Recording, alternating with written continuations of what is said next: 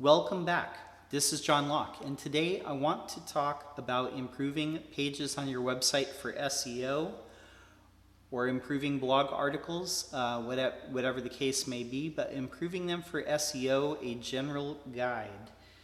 And the reason why I'm making this video today is I saw several people ask about this, and I thought rather than just explain it on social media, I would just make this video because it's just quicker.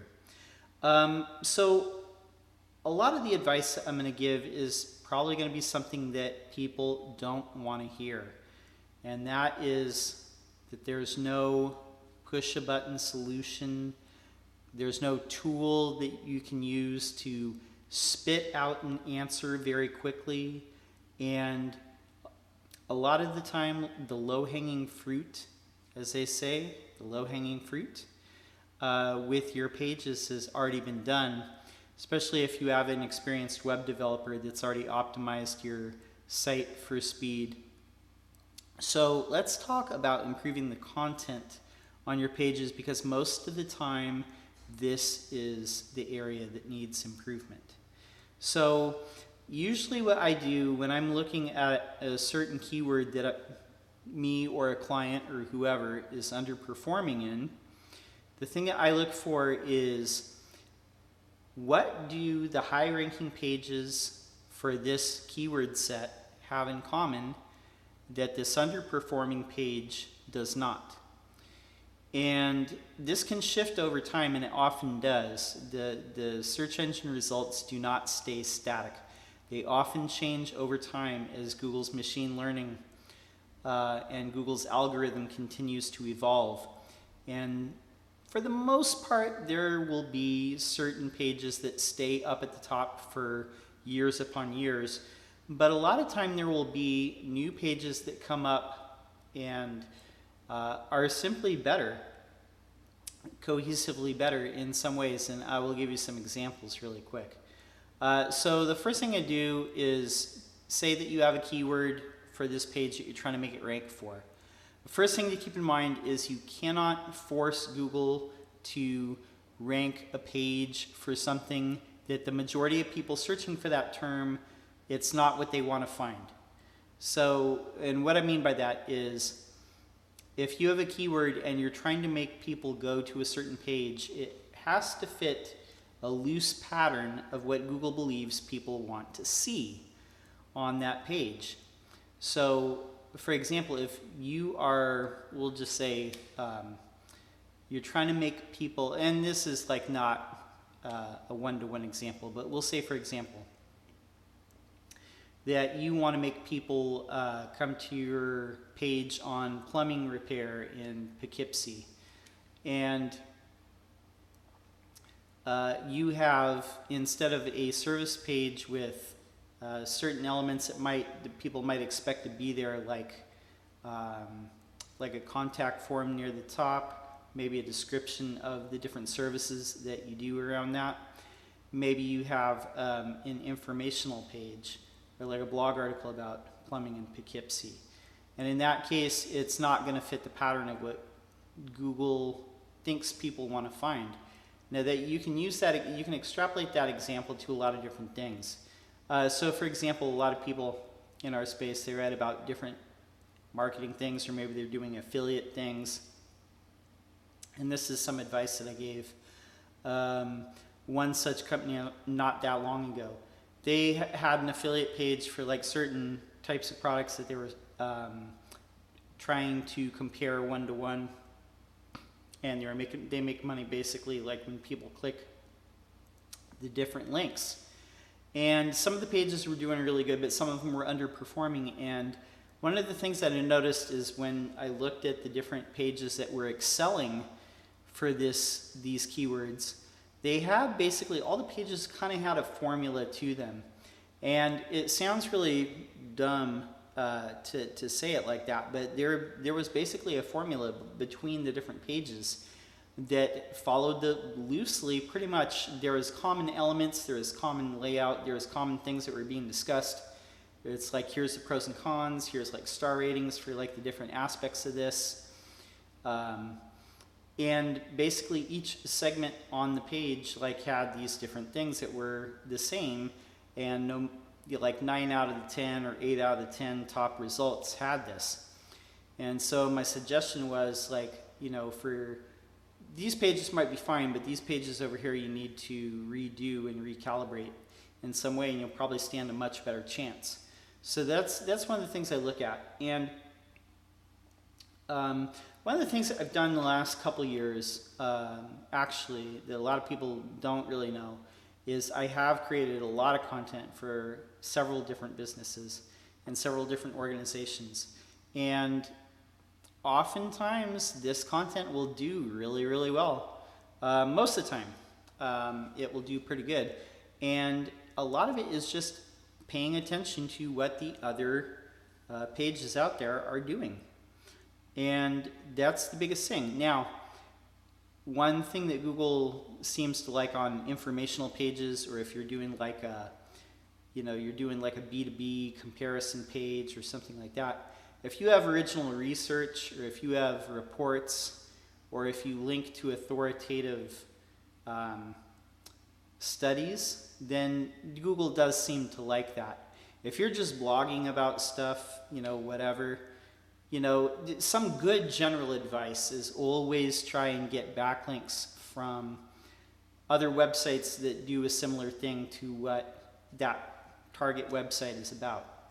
So keeping with the plumbing thing, if you have a plumbing website, you want to get links from other sites that talk about plumbing, and, you know, maybe like directories of home contractors, or sites where Google might expect to see you getting links from, where other plumbers would go and try and drum up business. But other things that you could do is, if you were able to get a link from somebody that was writing an article and they were surveying like 15 different plumbing companies about some question, like, you know, what's the best type of pipe to have in your house, you know, then you might want to answer that, you know, if you could answer that question through a survey or something like Help a Reporter Out, and you get a link back to your site from that particular page, that is going to help you.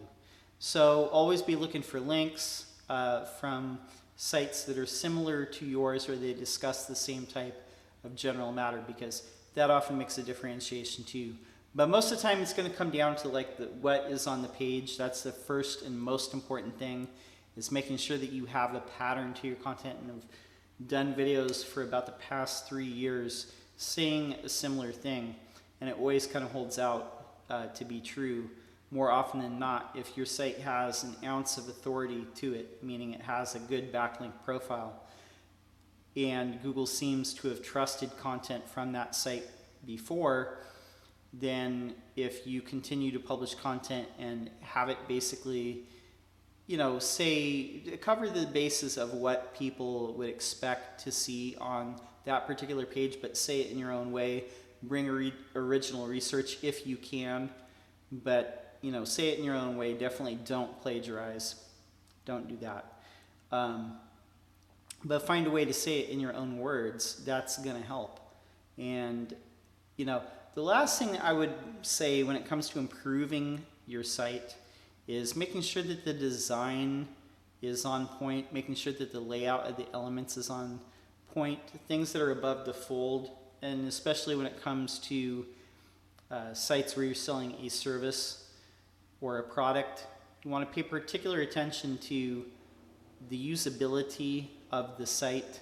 You know, notice what other websites are doing. For example, if it's an e-commerce site, what are other e-commerce sites that are similar to your site doing to make the user experience, the customer usability easier? If you're selling services, what are things that other people do? You know, like maybe a phone number in the header, a form near the top of the fold, which is like what appears in your browser screen when you first land on the page. And then what does the rest of the page look like, and what subjects does it cover? What features are included in that page that seem to be a commonality? When it comes to informational pages or blog articles, it's the same type of thing.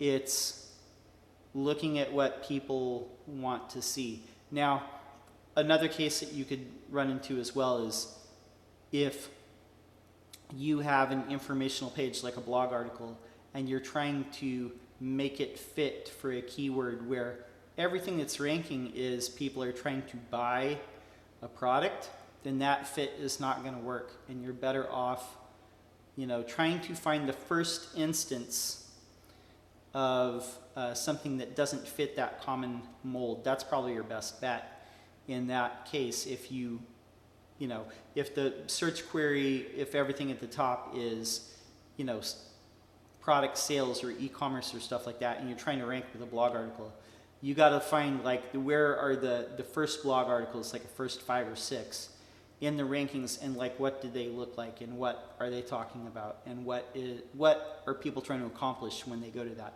That would be your best bet. So again, trying to fit the pattern of what people are expecting to find.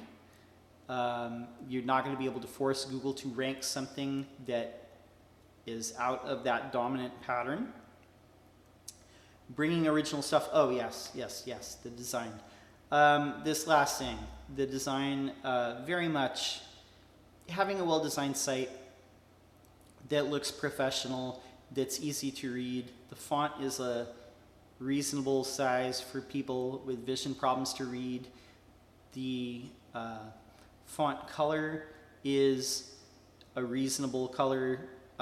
You can check it using a site called accessiblecolors.com, and you can basically plug in your font color and then your background color, and it will tell you if it's legible to people, because this is a thing that a lot of designers do. They'll have like pale gray text on a white background, and it's really hard to read. So, you know, and just making sure that your design of your site looks professional, because I have noticed that in a lot of cases where there will be common queries where you're laying out just information, you're laying out tables of information or different things. Sites that have a good design, a better design than the ones that came previously or the ones that were ranking previously, they tend to rise in the rankings over time. And I think that's just because people find it more pleasant to get information from a site that looks better, and it's just, you know, it's just easier to get that information from. So lower the cognitive load of your page in any way that you can. Lower the cognitive load. Make it easy for people to find information and digest that information, and complete the task that they came there to do with as little friction as possible. So those are the 3 things that I would really recommend, and it all comes down to that. It's always those 3 legs of the table: the content, the authority or the link profile, and the design of the site. Those 3 things are always going to take you 90% of the way there in SEO. So if you have any other tidbits that you would throw down as things that might improve a page for SEO, if you're at SEO watching this, then feel free to do that. Or if you're a regular person who owns a business or runs a business or is an operations manager in a business, and you have a question about SEO, then go ahead and put that down in the comments below, and I will be more than pleased to answer that. So I want to close by saying my name is John Locke. My business is Lockedown Design and SEO, operating out of Sacramento, and I help industrial businesses, manufacturing, B2B, contracting types of businesses a lot. So go ahead and check it out, lockdownseo.com. I would love to see you subscribe to this channel, publishing about once a week. And that's all I have for the moment, and I'll be back next week with a new video. Until next time, peace.